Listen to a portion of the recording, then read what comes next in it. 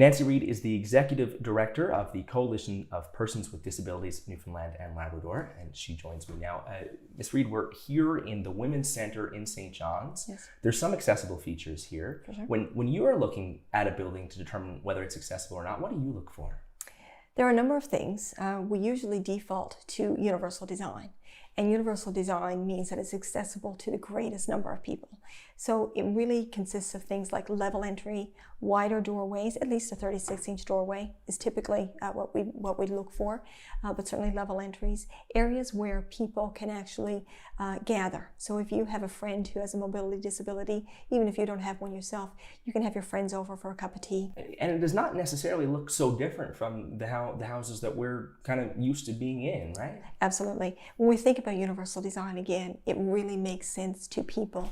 It doesn't have any features that look odd. Certainly there can be rails and handrails and things like that in spaces, but those just assist people. It's not like you're going into a hospital or to an institutional setting.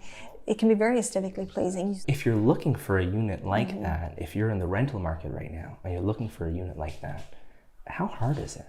It's very, very difficult. At the Coalition, we hear from folks all the time, and throughout the province, in fact, not just in the Northern Avalon region.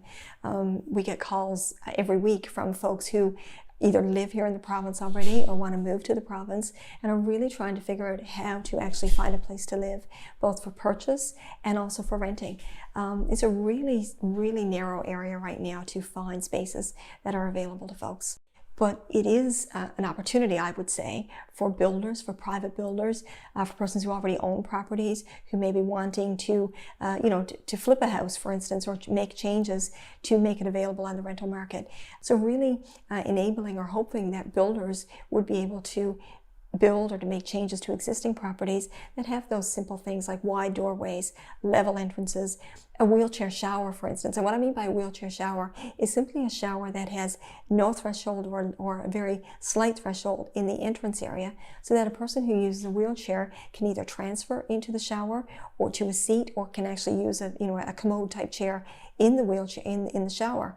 And of course, that is also usable by everybody. Just because the shower is a little bit larger, or typically, may be at a different angle than one that you might easily find at a local hardware store, it doesn't make it inappropriate for everybody else.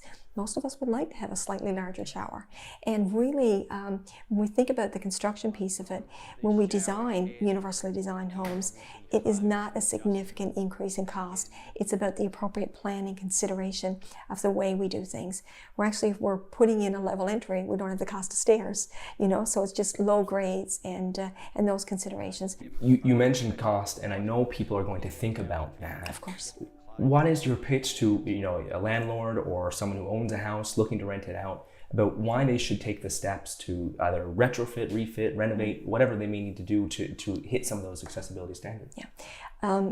The thing is, if we build it right, it lasts for a long time. And if we're building something that is livable for a longer period of time, you don't have to do-overs. Those are often the expenses that we incur in buildings and in homes. Anybody can acquire a disability. Most of us who have disabilities, I use a wheelchair. I acquired my disability as an adult. Many of us do. And so we don't know what our life is going to bring over time. We all want to get old. It's a wonderful thing to actually age. It's certainly better than the alternative. And if we have the privilege of aging, it also means we have the opportunity to acquire disability because we live longer. And so, it's a wonderful thing to be able to age in place, to be able to stay in your home as long as you can. And for rental properties, the ability for it to be open to a greater number of people. If I have a home that's on the market and I have a home that's available and can be rented only by somebody with a certain ability level, I'm limiting my availability to folks. 25% of our population are actually persons with disabilities in this province today. It's a huge percentage of people.